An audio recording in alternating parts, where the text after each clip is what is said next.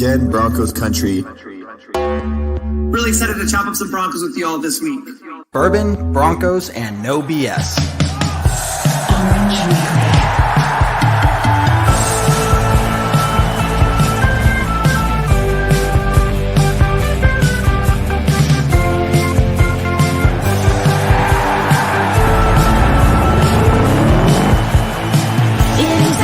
Favorite time of the week, but not for the Raiders, Chargers, or Chiefs.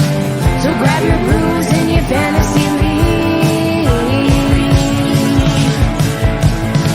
We got that blue and orange blood that you bleed.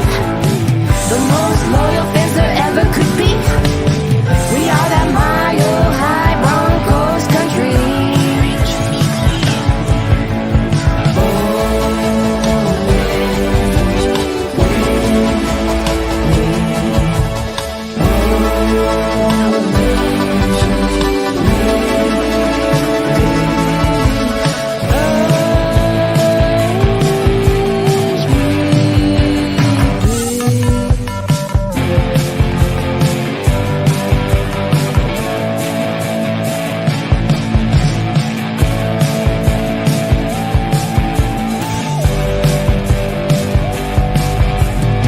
Orange Weekly, fans, brews, and Broncos news.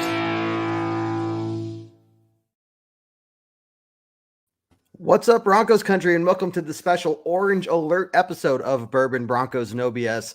As we probably all know, the Broncos now have their 18th head coach selected and signed for. Nathaniel Hackett, the offensive coordinator from the Green Bay Packers, will be coming over to be the Broncos head coach. So we're going to talk about that, answer all of your questions, and get our thoughts and feelings on it all. So, guys, I'll just open it up to you. Jared, David, Rob, how you all doing tonight? Good. Excited. Yeah. I mean, we were kind of waiting for this future moment for a while. Now I'm super excited and get to find out what it's all about. Hey, Clayton, how's it going? Welcome. Joey, Tracy, you guys, welcome. I'm excited to find out. And it's funny, at the end of every coaching, last two of them, Vic Fangio and Vance Joseph, everybody got really excited. It's like there's a lot of good things about this guy, and there's a lot of good things about Hackett, and I'm really excited and hope a lot of it pans out, and I'm sure we'll talk about it tonight. But there's also some things that we're kind of, concerned about that might be out there, and hopefully he can get over those things. But right now, excited.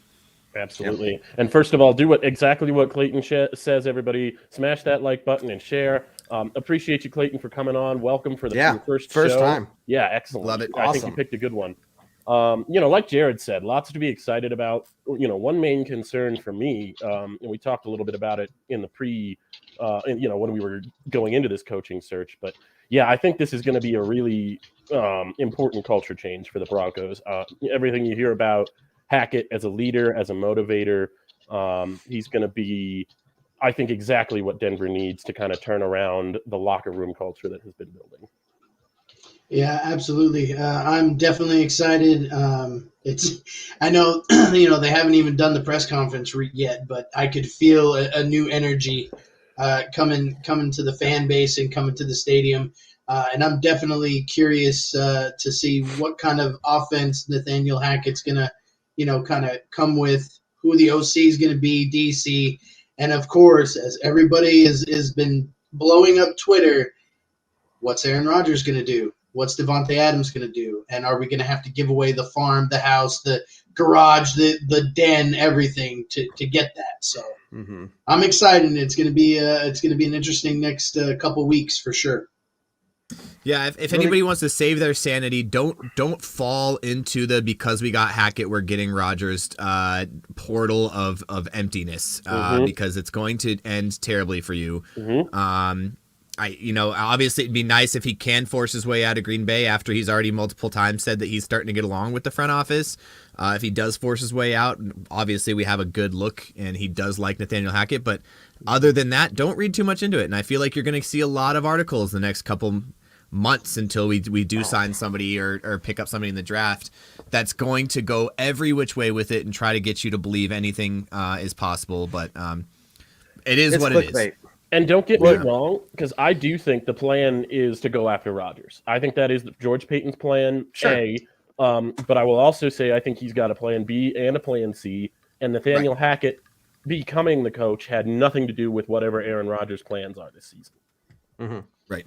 And you could tell by the way George Payton did his interviews with 10 different people, the way that he went through everybody. He didn't just go with offensive coordinators in the interviews. He was really looking for someone to lead this team because remember, George Payton, I mean, this is a one-time hire now. Even if we got Rodgers, we get him for 4 or 5 years. You want a guy like a Sean Payton, as we can talk about his retirement, that you're going to have for 16, 17 years. So that's the hope. So he's not going to get one guy just to get the quarterback. He's going to get a guy that he believes is going to be the future of the team.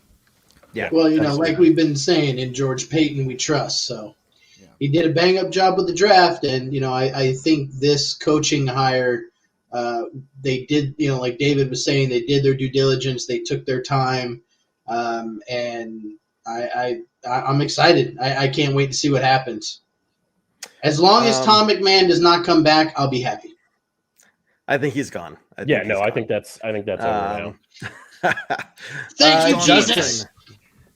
Dustin sent us a number of stars, 100 stars here. Thank you, Dustin, for supporting us. Much appreciated, Dustin. Thank you. Thanks, Dustin. Appreciate it, man. Comment here. So, why not keep Ed Donatel? Keep some continuity of one side of the ball at least. Do you guys see possibly us keeping any kind of coaches that we already have in terms of the coordinators or anything? No. Nah, I don't think so. No. Despite the, set aside completely the fact that Ed Donatel hasn't coached without Vic Fangio since 2011. It seems to me like the front office, George Payton, was ready to completely start over. No holdovers. Yep. It does sound like for those concerned, Dustin, and I know that Clayton mentioned it too, for continuity on defense, the name that's being thrown around the most for Broncos defensive coordinator right now is Ejiro Evero. And my apologies to him if I misspelled it or I mispronounced it. He's the passing game defense coordinator for the Rams. He obviously has been working for Brandon Staley. He has worked for Vic Fangio directly. He's worked for Wade Phillips directly. I think that the front office liked the defensive scheme overall, and especially with this in this division, they wanted to keep continuity there. So I do think that they're looking to kind of keep that scheme very similar. And I think the big part about this is that where our strength right now is in our defensive backs, and we kind of hired a coach that is going to go with the defensive backs and know what we have back there and be able to use them.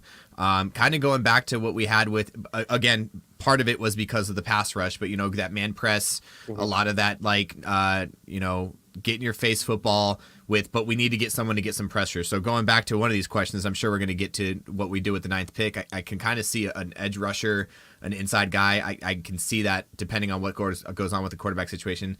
Defense might be a look at this, especially a rusher or a linebacker. So anyways, on the offensive side of the ball, so first of all, in the last 2 seasons in Green Bay, Hackett has not been calling the plays. However, he did create the playbook. So there's something that's really important to remember when you're reading these things, and you keep in mind, he didn't call the plays. He wasn't the game day caller, but he was the creator of the playbook. He's the one that created all the top 10 offense for the past 2 seasons. Last season, I think in the past 2 seasons, he has the most touchdown turnover ratio the Packers do in the past 2 seasons. He's definitely knows what he's doing on offense, and with the weapons that we have, I think that's the most exciting part about this hire. By far, the most exciting is that we're going to have someone that can get creative and can change up the way that we run with all the offensive weapons that we actually have. He also was calling plays in 2017 for the Jaguars when Blake Bortles for 35 touchdowns. I think Blake Bortles ran a top 10 offense in the NFL with Hackett calling the plays. So I think that says something. Yeah. Well, I mean, it definitely goes to show that he has the ability to, amend his game plan for the players that he has, which I think is phenomenal, and that's definitely something that we're going to need. And that's something that George Payton said. And that's something that George Payton said when he did it. He said this guy knows how to take what he has and use them in the positions that make them be the best. And I think that's one of the things that he really liked about him, and one of the reasons why he's there. And one of the reasons I think Fangio didn't work out. I feel like there was a lot of times. Look at Vaughn. How underutilized was Vaughn the first half of the season? Now he's over at the Rams. They're using him properly. And like, why was Vaughn in coverage so much? Okay, I'm not going to get upset. This is a happy episode. No, but it's a good point. It's a good point, man. And I think what you're looking at is the two different mindsets that we're going to see here of what Hackett's bringing in versus what we've had with Fangio for 3 years. It comes from the top down, right? We've been saying this from the beginning, and with somebody like George Payton at the helm now, and he's starting to make his own calls and make his decisions based off what he's seen from his year of experience with the Broncos. I feel very comfortable that he's made the right choice here, or at least to set the team up for success in that. You know, you look back 3 years ago when we were looking for a head coach, John Elway kind of really rushed it. I mean, there was about a week, not even a week between when we, and John Elway announced like, we're looking for somebody young, blah, blah. And then we go and get Fangio, right? So everything seemed very mismanaged and very rushed. Here we are, very different in that George Payton has taken his time. He's evaluated the team for a whole year. He's evaluated the culture. He knows what this team needs, but, has taken those extra steps to hopefully, get rid of any potential failures there. Mm-hmm. With what Tracy brings up here, some people are happy, some are not. So maybe ask it this way. Is there something to be maybe concerned about when it comes to Nathaniel Hackett? I mean, Ken says Adam Gase 2.0. To me, in some degree, people are just going to be unhappy if they're going to be unhappy. Like, it didn't matter who we picked; they were going to be unhappy with it. But is there something that you guys see in this pick that maybe that is a little concerning, or just not perfect about it? I mean, the only thing that I would even remotely bring up is, unfortunately, again, it's another head coach pick who doesn't have any head coaching experience. So I think the pairing of the head coach and the OC is going to be super, super important. And I'm most excited to find out, who he has in mind he wants to interview, bring in, whatever. But I love his energy. There's a video out there on Facebook and Twitter that kind of shows Nathaniel Hackett when he was with Jacksonville and with Green Bay. And he's a player's coach. He gets out there with the guys. He jokes with them. And all of his former players love it. Like, I haven't heard one bad thing from a Green Bay player, Jacksonville player at all. So that's. I don't think you will. Yeah, I don't. Yeah, let's be honest. I don't think you would ever hear, like, even if he left, to be like, "Good riddance, dude." Like, I don't think that's gonna happen. But yeah, and Jared already talked about the not calling plays. I think we covered that. So for me, it's just that personality thing. Because if it's, with these coaches that have, they're big culture guys, they're big personality guys, that's all you hear about them. All of his players in the past have loved him, but it takes once, it takes him saying one thing that rubs the locker room the wrong way. And that culture, that personality can be viewed in a totally different and negative light. So it's, I really don't think that's going to happen, but that's a concern with kind of any of those big personality coaches. Yeah, I think the only other concern I have is if you're talking about trees, he bounced around with Doug Marrone for a long time, and I'm not a huge Doug Marrone fan. Let's be honest. Right? I didn't like him in Jacksonville. I didn't like him in Buffalo. I think there's something to be said for that, but I do think not just those guys, but everywhere else he's been. He was highly touted as a brilliant young offensive mind. And he's great with the players, like Rob said, and I think that's the one thing that you can look at it. Like I said, it's not like he's coming from the Andy Reid tree, or there's certain trees that you look at and you're like, man, this guy's going to be something big. The Sean McVay tree, he's in the Doug Marrone, like he kind of got brought up through Doug Marrone, and again, he got him through to where he is at now. But that's my one call for concern, is a lot of the stuff that he got was from that guy. Question here. We have some new viewers, and so I think it's a good time to really quickly kind of explain who we are and what we do here at Orange Weekly. So we're not on every day, Clayton. In fact, we're kind of ramping down our season here. We're and this is actually, I think, the first show of our 7th year officially, if you want to count it as that, since we wrapped up with our fan show. So 7 year begins tonight. But so during the offseason, you're only going to really see us during the big moments, like free agency, the draft, so on and so forth. If there's any big breaking news like what we're doing tonight. But then, when we get closer to the season, we're mostly on Tuesday nights, but we got a show on Monday night, Tuesday night. We got a pregame show, a halftime show. We got a pregame, postgame podcast. So, guys, make sure as we get closer to the season, you have Orange Weekly liked on Facebook, on YouTube. Make sure you subscribe there as well, so that when we do go live, you guys can get that notification. So, but also make sure you follow us on iTunes, Spotify, Google Play, Stitcher. If you miss any of these off-season shows, we usually put them over to the podcast format as well, so you guys can go back and listen to them then that way as well. But good question, Clayton. I do appreciate it. I actually like this next question leading. Oh, yeah, that's the one I was talking about. That's what I was talking about. So leading us into the next. Okay, there he is. Leading us into the next question here, Roger. Great question. I think this, I said at the beginning of the season, last offseason, when we were talking about Fangio being fired and probably week 17, everybody was talking about like, well, what's going to happen with the quarterback situation? Who are we getting?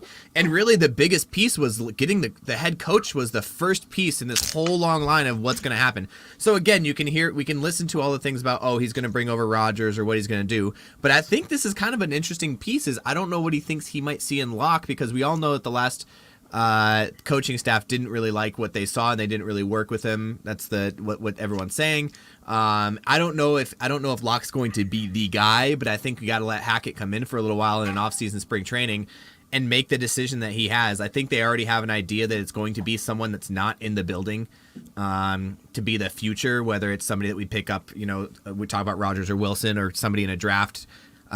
Keeping somebody to sit, maybe he sits under for a few games, but I think the future of the Broncos is not on the roster right now, and I includes Locke. Now, I do think that this is an interesting thing, though. When it comes to, I agree with exactly what you said. Drew Lock is not plan A by any means. He's probably plan D, E, or F, like way down on the list. But I think when it comes to interviewing those head coaches, I think a good portion of it probably was like, well, let's say that we have to resort to that option. What are you going to do as the head coach to make Drew Lock be successful? Here's everything he's been through already. Right. You've probably seen tape on him and everything. Like, what are you going to do? I think having, whatever he said was probably good enough to say, okay, I like that plan. I like how you're approaching it, because even if it's not Drew Lock, you can still extrapolate some of those answers or the mindset and the philosophy of the coach and how they're going to approach maybe a new quarterback that we get through the draft or, somebody else through a trade or something. So I think it's even if he's not the guy that's going to be starting for us, I think he presents an interesting problem the Broncos have had the last couple years, and I think would be a really good, and hopefully was a part of the interview process of what are you going to do with Drew Lock. And I think you hit a lot of points on the head there, Jared. And I think the biggest part of that is what are you going to do with Drew Lock? And it's going to take what we talked about earlier. He does a really good job of taking players and using them to their strengths, which I think Pat Shurmur was kind of like, you're either in my system or you're out of it. And obviously Drew Lock was not in his system, and that's just how that ended up working. Well, and Nathaniel Hackett is younger. He's not young. He's 42, and he has 13 years of NFL experience. Obviously the last 3 being with Green Bay. So, he's kind of been in situations where, okay, we don't have our top guys, so we got to go to the next the next plan B, or as Kevin said, D, E, or F, and and just kind of make it work. So it's going to be intriguing for sure. Yeah, absolutely. I think with Locke especially, I don't think anybody in the building sees him as any kind of long-term answer at all. So for the Drew Lock stands out there, I think it's time to let go, guys. He's going into his 4th year. You kind of know what he is, and you can say he dealt a bad hand, and you can debate that as much as you want. But like I said, he's going into his 4th year, another offensive system. It would be, in my view, unrealistic to expect Drew Lock to suddenly have a magical improvement where he's making, he can win you 9 to 10 games in a season because Nathaniel Hackett's there now. It's just not going to happen, guys. No. Yeah. let's see.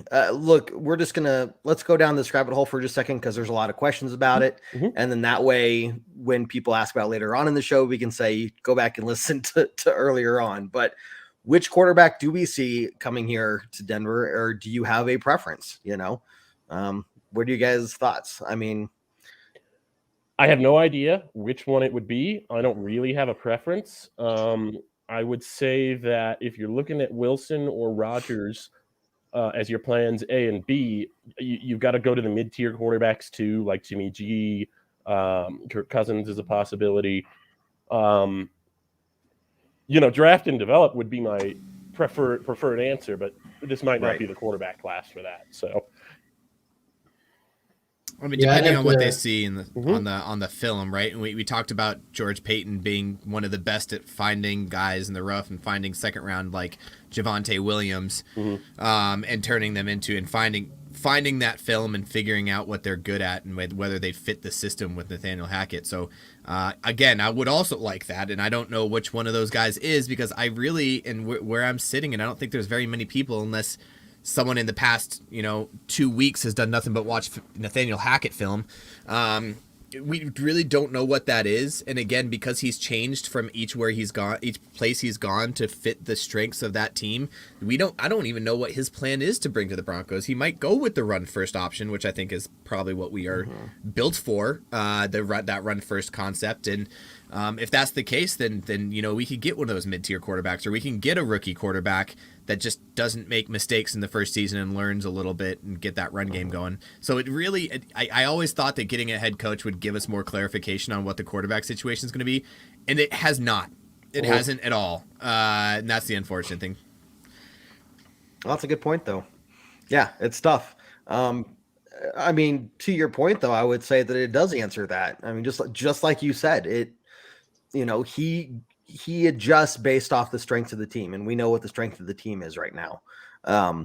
Now, if we get somebody like Aaron Rodgers, I mean, probably more of a balanced or a pass first, with a very strong run game there. But I don't know. I don't see him making many changes to what our strengths already are. I think he's going to take that and, working with George Payton through the draft and free agency, build upon that. Now, question, Jose, how you doing? Glad to see you here. Why didn't we get Bieniemy or any of the other candidates? Couldn't tell you, other than just they didn't feel like George Payton and the company didn't feel like they were right for the Broncos. They didn't have the best answers. I don't know what else to tell you other than just I wish we knew. Yeah, we've gotten a couple of questions about Bieniemy. Ben Albright on Twitter kind of ran down maybe some of the reasons that he's not a coach yet. He obviously has some personal issues in his background at CU that, not great stuff. He also had, there's also just questions about how involved he is in Kansas City with the way they do things. There's a kind of I think a growing idea that it's Andy Reid's show and Eric Bieniemy may just be along for the ride. No idea how true that is. But he's had 8 head coaching interviews in 2 years. Including, I think he had one with the Bears where they just hired a Kansas City guy to run their front office. And they also passed on him. So it's, to me, I don't know what the answers there are, but it seems to me very much a you don't know what you don't know kind of thing with Eric Bieniemy. Yeah. Rod brings up a good point here about Drew thinking, hey, to think that he is what he is a mistake. I think that's a good point. I think that the best thing for Drew would probably get a fresh start somewhere else. And that goes to Travis's question of, do you think we could trade him? I mean, for a 7th round pick? Sure. Yeah, exactly. I think we might be able to get more in 7th, I think, for him. But I think with the right, I think you're right. I think with the right team, he could be successful. I don't think he'd be Rich Gannon successful, but I think he could be a decently mid-tier quarterback, just not what he's been with us. And I think the thing that we see the most and what frustrates me the most is, he got held a bad hand with who he got in his corner with the Shermer offense. But the unfortunate part about that is that when he did get a chance, knowing the Shermer offense had been in there for 2 years, couldn't hold on to the ball. He wasn't making good choices. It wasn't like he came out there and like at least played safe. And there was a couple games there towards the end of the year, but you can't base the 2 games that he got that were decent on the 3 other times that he got a chance to go in there that were not decent and on that whole thing. So yeah, absolutely. Well, I've been trying to be hopeful and supportive of Drew Lock, and I still think that he could be successful. I would like to see him in Denver, a little bit longer, but if that's not the case, then that's not the case. Yeah, absolutely. Let's see. Pio, how you doing? You're welcome for not taking him. I guess we'll leave him there. Yeah. I'm not sure. Oh, don't be surprised if somebody goes and grabs him. Though, right. I think like that he's another hot candidate on that list. But good luck to you guys this weekend. Yeah. Yep. Absolutely. Definitely, man.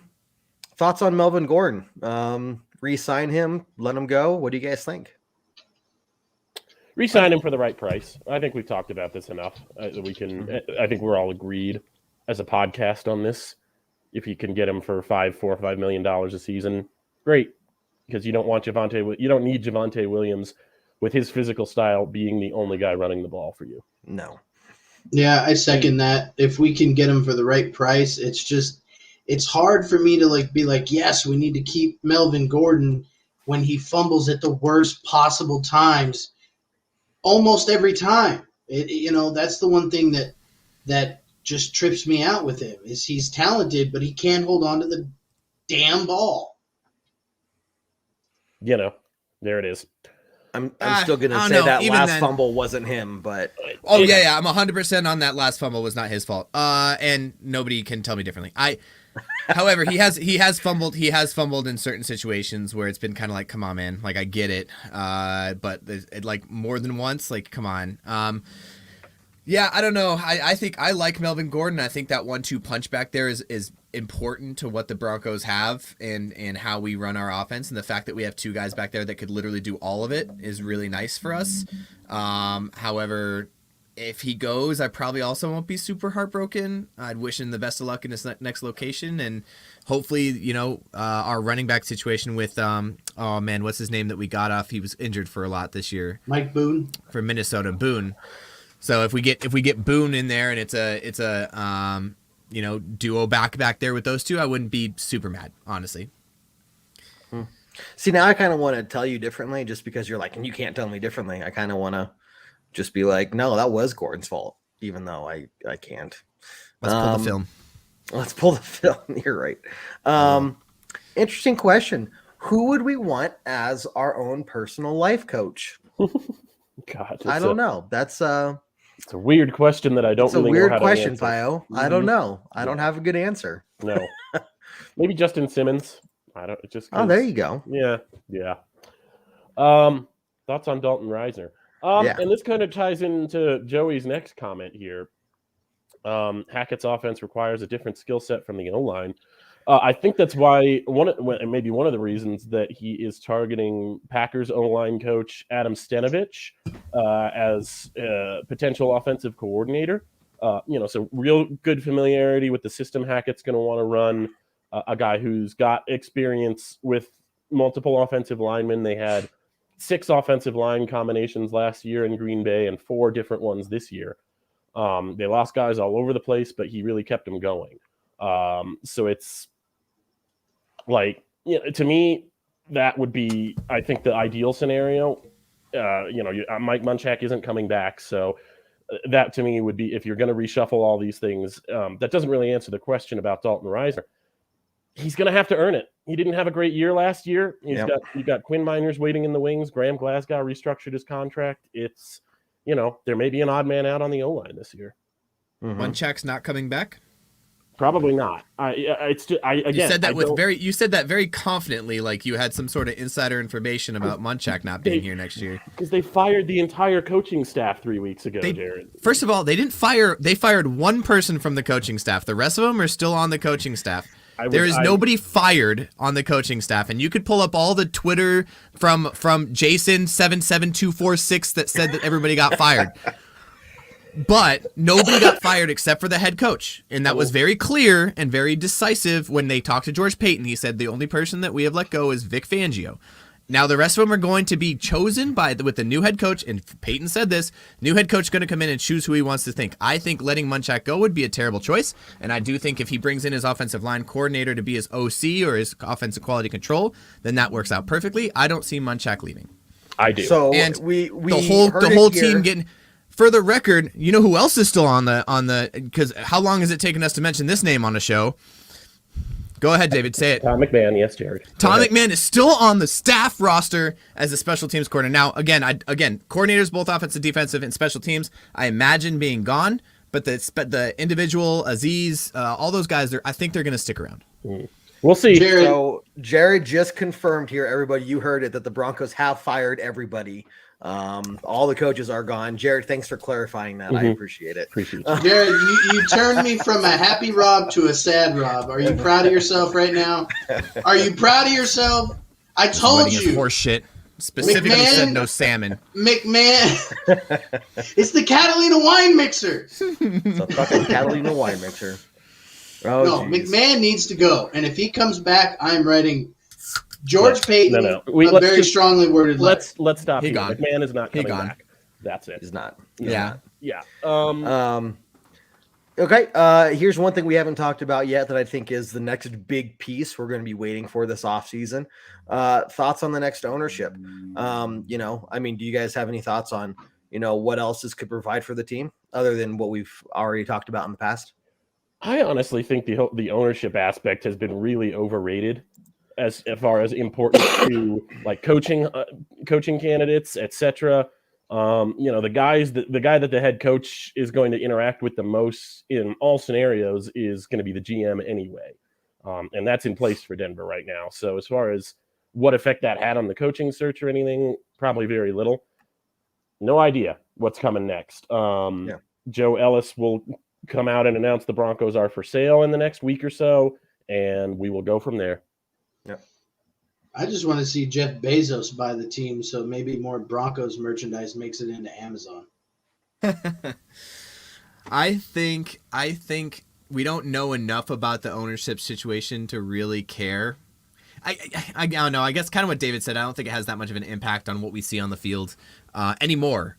Back when Elway was, kind of bouncing around with what his job was and what his role was, yeah, I think it played a part. But now that Peyton's running the team from a player selection standpoint, and now that we have a head coach that's going to run the coaching properly, I think the ownership isn't going to be that big. Plus, the person that's going to get it's not going to be a person.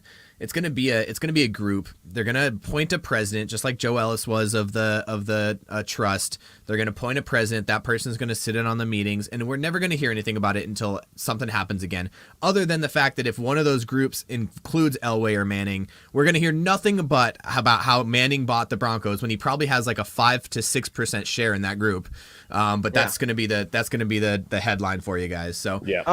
By the way, I did take $20 of the Orange Weekly money, and I told them the Manning group that we would chuck that in. So that 0.0000001% of the Broncos can be ours. Yep. All right. Excellent. Exactly. Love it. You could say we're not mathematically eliminated from being part of the ownership group, Jared. Kevin, I'll double it. I'll throw 20 in on it. Sounds good. I'll tell you what, if by some slim chance the Broncos go public like the Packers did, I'm getting in on it. I know y'all are shaking your heads. It's not gonna happen. No, it does, I'm saying if it does, damn it. Right, but the only reason that worked is because they went public in like the 50s. Yeah, I think that's the only reason that worked is because they're a small town and they went public back. Like it would absolutely not work not today. No, not for that much money in it. No, yeah, not a thing. Payo, don't even say that. Okay, yeah, I'm not even going there, Payo. Let's see. Okay, hey guys, keep the questions coming in. We're gonna be here for a little bit longer. But kind of to recap, I think we're all pretty much on board with this Nathaniel Hackett hiring, and should bring about a lot of interesting things to really look at and talk about in the coming weeks, and see how this team develops. Now, again, just avoid the clickbait. I mean, I know my Facebook and Twitter are just absolutely littered with clickbait. So it's pretty freaking annoying, like you could read it. You just got to read between the lines on a lot of it. Like some of it has good information hidden under clickbait, and it's just, you just got to read between the lines on a lot of that stuff. They're just trying to throw things at the wall. But yeah, but here's the other thing too, is as we're talking about it, let's bring up a couple other big things in the NFL have happened. Ben Roethlisberger announced his retirement, which I think is, relatively important. I know they kind of all were expecting it, but he's retired. Sean Payton stepping down. I know I mentioned it earlier as New Orleans head coach, and I think that's a huge one because he didn't step down right after the season. He kind of took his time a little bit and kind of weighed out his options and was like, you know what? Or he got some super lucrative deal with NBC, CBS, Fox, or name your 3-letter or 4-letter news agency for a good amount of money. And he was like, yeah, I can't do this.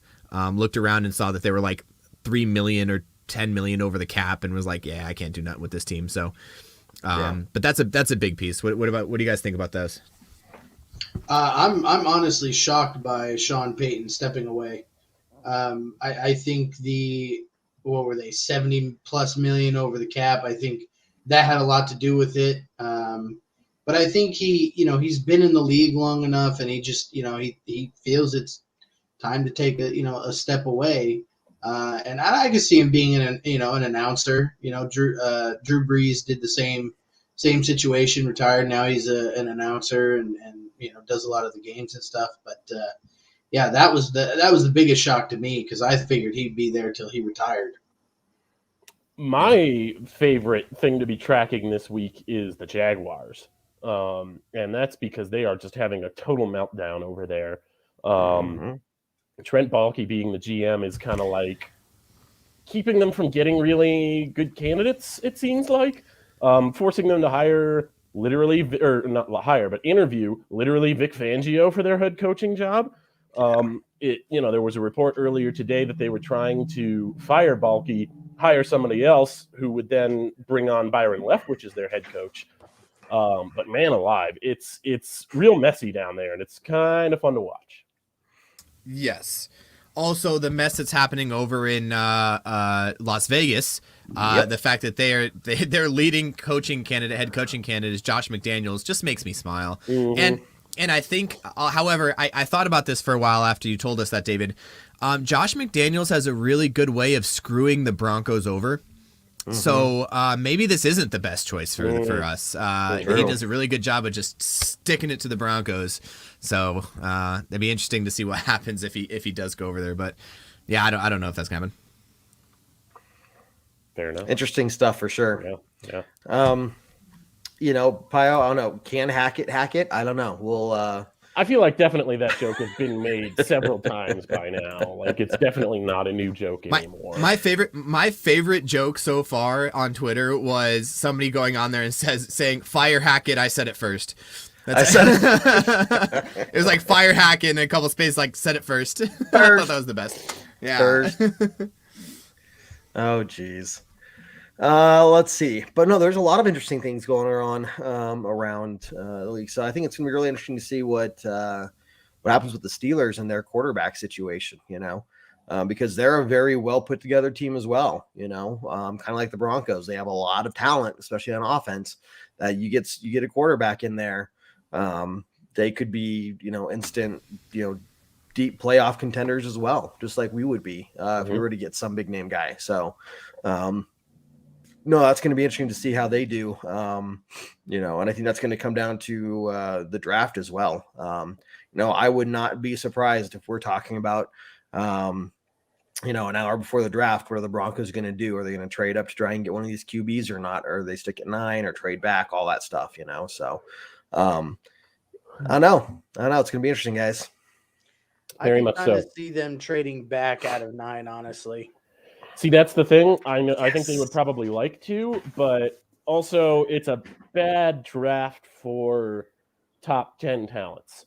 It's a bad draft for blue chip prospects, not just quarterbacks, but there's no, we read a tweet earlier this year that said like 9 of the top 10 draft picks from last year's draft would be talented enough to go number 1 overall this year.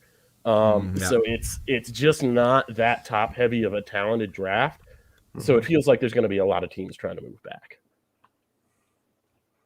Yeah. You think they're like, I don't know, man. I don't know. I mean, that's it.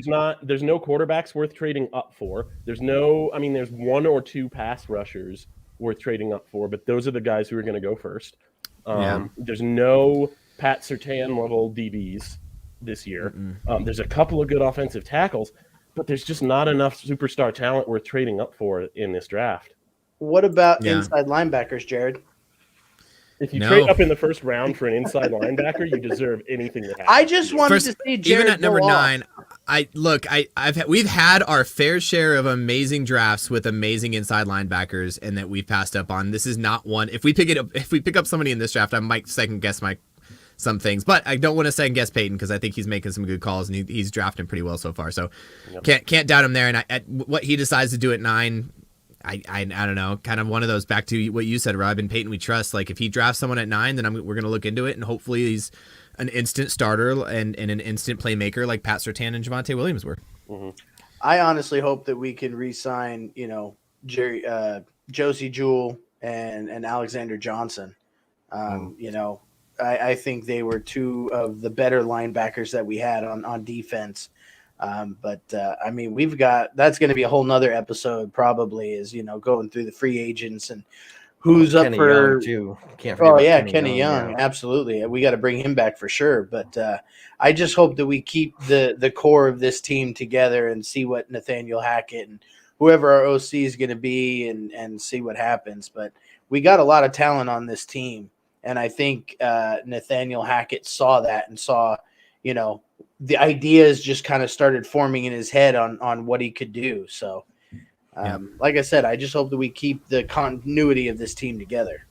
Yep. Well, we have a lot of cap space, which is important. I think an important thing to remember. We also have a couple big names. I think Bobby Massey, is he on, or do we have him for another year? He's on free agent.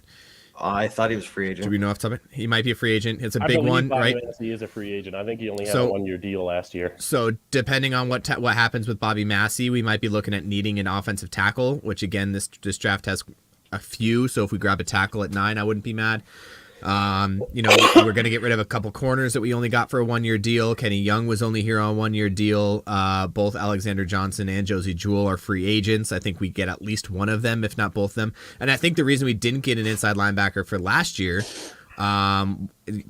was because we had so much faith in those 2 guys at the inside. Unfortunately, they all got injured, right? Where that sucks. Injuries are terrible, but they were really the core of that defense on the inside, and I think they were playing pretty well. I love Alexander Johnson. Josie Jewell was playing pretty well towards the end there too, before he got injured. So Jared, I don't know. I think defense is the way to go. To answer your question, according to this, the Broncos have $48 million in cap room. So that's a lot. That's a lot. Yeah, that's a lot that we could do.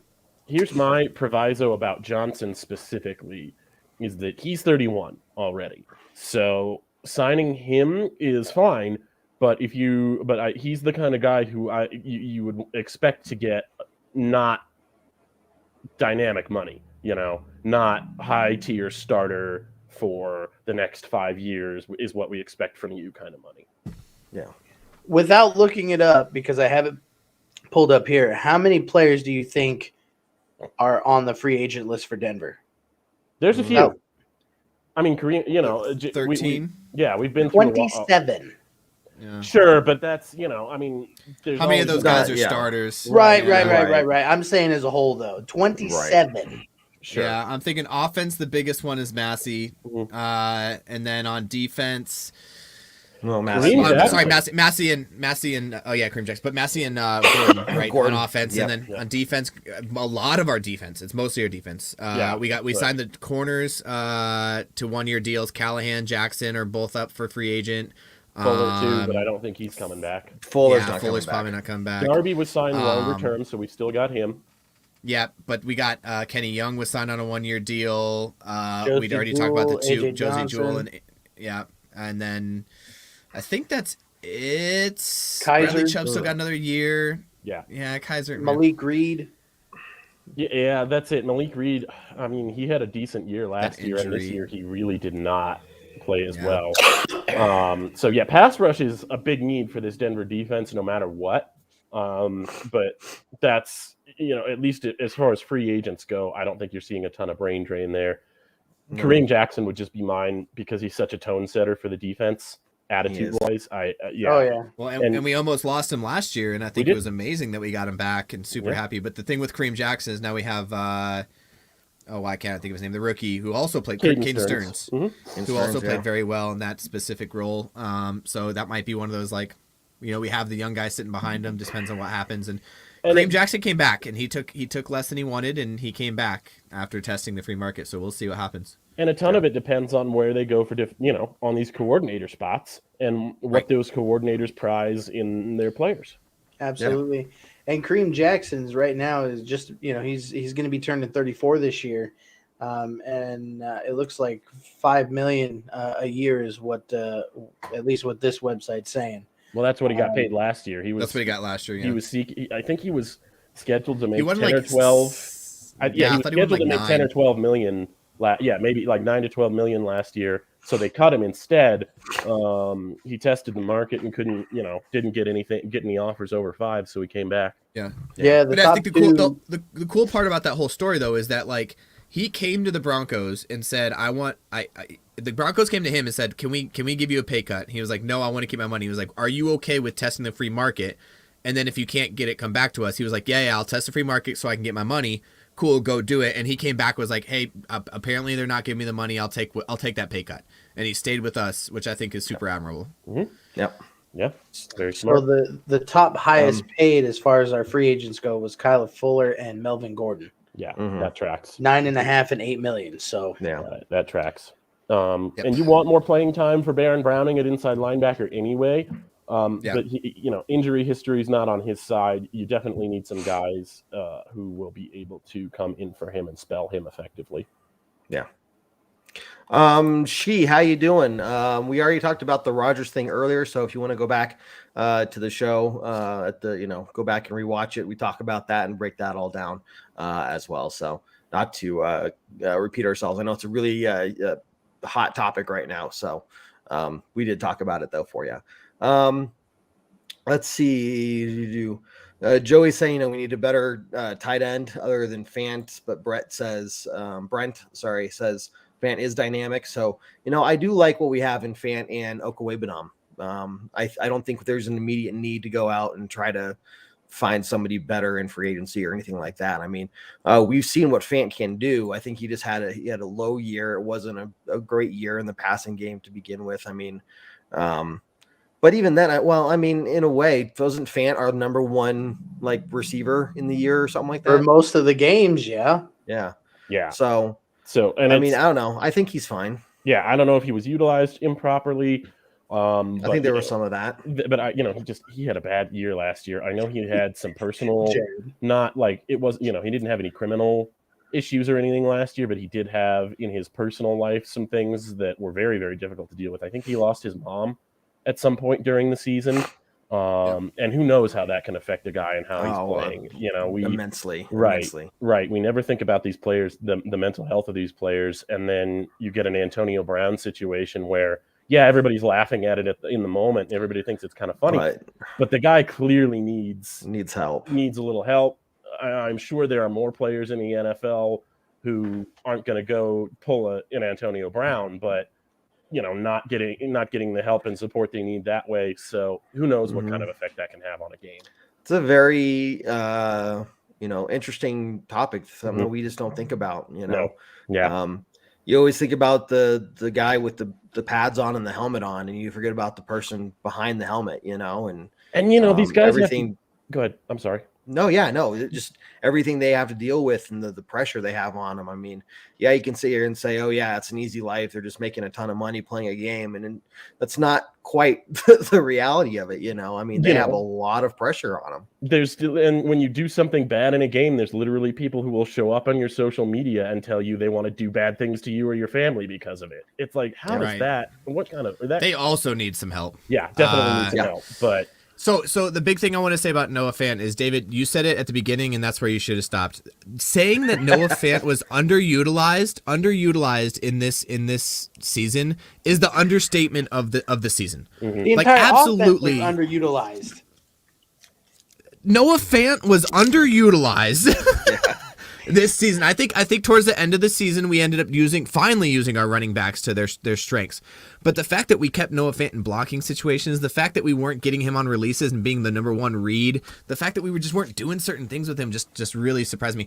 Enough about Noah Fant. I think Rod, you bring up a huge point here, and I think this is something that I haven't thought about, and I'm not gonna lie, I haven't thought about this. Kenny Young needs to be a priority, because if we do get that Rams secondary, he was the secondary coach. DC, but defensive passing game coordinator. It's a made up position. We might become a 4-3, which again, depending on our situation where we have the inside and defensive linemen, that means we're going to need another couple defensive tackles, because we do have some pretty decent defensive tackles in there that we could turn into a 4-3 pretty easily and just turn some of our outside linebackers into edge rushers, i.e. Bradley Chubb. That's true. And I have no idea because this is a 3-4 roster right now, as you said, Jared. Yeah. But yeah, depending on what the coordinator hire is, we could do a completely different overhaul on that defensive line. It could mean different things for the linebackers, everybody. Yep. Yeah. I think that's a huge piece of it. This could be one of those seasons where we go into next season having, and probably for the first time, having completely different look at what we have. Mm-hmm. We haven't had a 4-3 in, I can't remember the last time we had a 4-3. I think John Fox / Jack Del Rio was the last time. Yeah. So that might be a completely new look for us. And I like it. I'm all for the 4-3. I like the 4-3 better than the 3-4, but that's just me. Because, and again, the 3-4 hasn't been working with guys like when we had Bradley Chubb and Von Miller on the outsides. Like, yeah, they're amazing athletes at rushing the passer. Use them as defensive ends. Don't use them as outside linebackers and put them out in the pass to protect something, or put them out in the zone. Yeah. So because it doesn't work. Yep. Last question from Joey here. Anyway, I like this question because it's going to make me mad. Yeah, go for it. What do you think? So, surprised at a hire with no head coaching experience versus somebody who has head coaching experience. This is, to me, one of the most overtalked and pointless questions of an entire head coaching search, because you have two choices in this regard. You either have somebody who was a head coach before and was so bad at it that they got fired, or you have somebody who's never done it before. And I don't know why one of those things is inherently better than the other. Do you guys? No. No, like we've been saying this whole show, I'm excited. I'm excited to see what new energy he brings to the team, what new culture he's going to bring to the team, because let's face it, the last few years, our team has been just in the damn doghouse. It hasn't been fun. I mean, it's been fun like when we whooped the Cowboys' ass. Shout out to my boy Vince. But it's going to be a breath of fresh air, and we need it. We absolutely need it. New coach, new owner. Let's just start 2022 off on the right foot for sure. Yeah, definitely. Hey, Clayton, glad you tuned in. If you're heading on your way out, I'm sorry to cut you off, Jared, but yeah, Clayton, hope to see you back for some more shows. And again, everyone, during the off season, we're not going to be on every week. You can count on us for the big parts of the off season, free agency, the draft, so on and so forth, or when there's big news. We'll also have some fun shows like trivia nights and hangout nights and stuff like that. So make sure you come by and just hang out with us. We got the big book of trivia right here. And it'll be fun.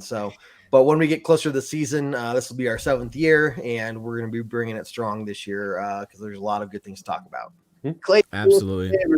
Give us a subscribe on YouTube. Make sure you share that with your friends, family, your dogs, your cats, your aunts, your uncles. Give us a subscribe on the YouTube channel. Let's get that up over 200 this year. Yep. Yeah. Definitely. Yeah. My cat is definitely subscribed. Like 7 times. like 4 times over. Yeah. I don't know why she has so many YouTube pages. I need to take that tablet away from her. I think the big piece about this head coach and the experience piece, and I know it gets David all riled up, but I think not having someone who has been a head coach gives us more of an opportunity to be the coach of the future. I think of the coaches that are in the playoffs right now, and I think Andy Reid's the only one that was a head coach somewhere else. Everybody else was a first-time head coach when they got to wherever they are. So I think that's a big piece of this. Everybody has to be a start somewhere. The guy's been around the league for a long time. It's not like we picked up what's his name in Arizona, straight from college, Kingsbury. never been at. Yeah, Kingsbury would be a lot more for me. I'd be a lot more like, whoa, let's pump the brakes here a little bit. But and even then, he did a pretty decent job in the regular season. Yeah. But I think the big piece is you got to start somewhere, and if you're going to get the guy of the future, have the guy of the future be a Bronco head coach for the time that he's there. Like, and that's it. Definitely. Brent, this is a good question, and I want to go with it because you're going to hear the name Jeff Bezos just because he's a billionaire. But I don't think he is I don't think he's in the process, honestly. The last that we heard, there were 6 groups bidding that were going to be bidding for the Broncos.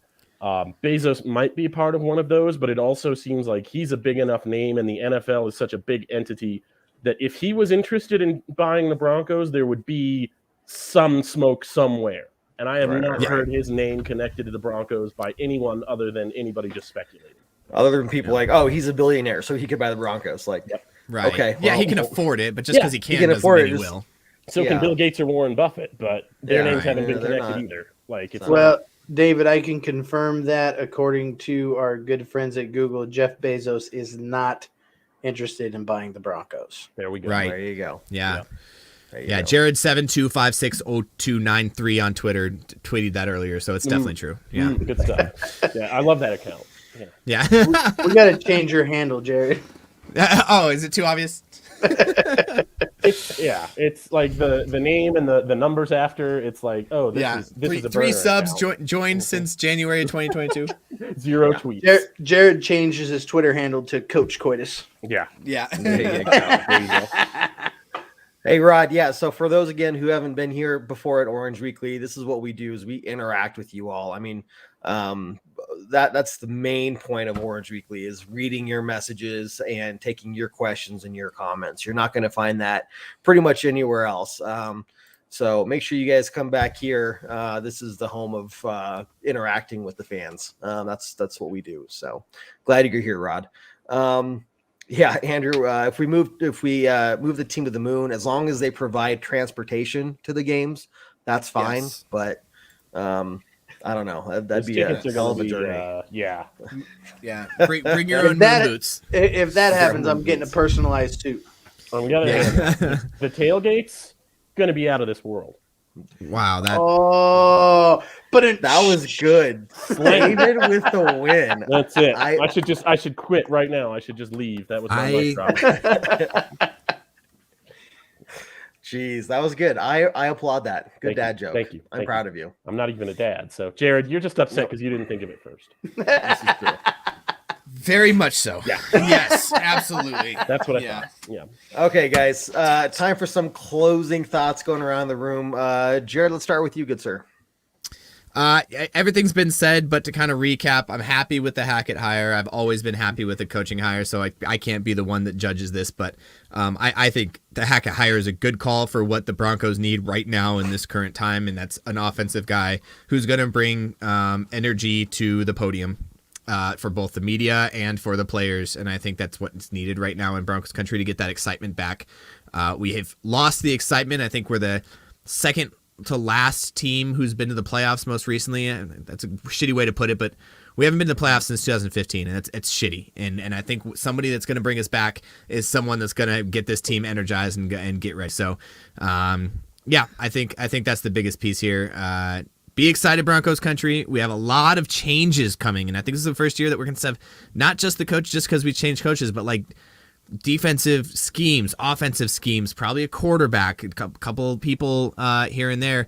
It's going to be a lot of change, and we're going to be here for it every step of the way. So I'm super stoked about that. Yeah. Yeah, Broncos country should be excited. That's just the my only final thought, because we've got a good head coach. I think he's going to assemble a really talented staff. And the one thing about hiring an offensive coach that gives you kind of an advantage over a defensive coach is when his subordinates get hired away because they're successful. If they're successful, you've still got the scheme in place. You've still got the overall culture in place. So, yeah, exciting times ahead for Broncos country. Awesome. Yeah, and I can't do anything more than echo the sentiments. Excitement, breath of fresh air, and I look forward to it. So, Broncos country, all our viewers and our listeners, like Jared said, we're going to be there every step of the way, and we hope to see y'all again. And here's to year 7, gentlemen. Awesome. Yes, year 7. Well, guys, thanks for everyone who's here. Thanks for tuning in. Hey, thanks for hitting that share button. If you did, if you donated, I think we saw at least one that donated tonight. Appreciate you. Again, we'll be kind of quiet throughout the next month or so.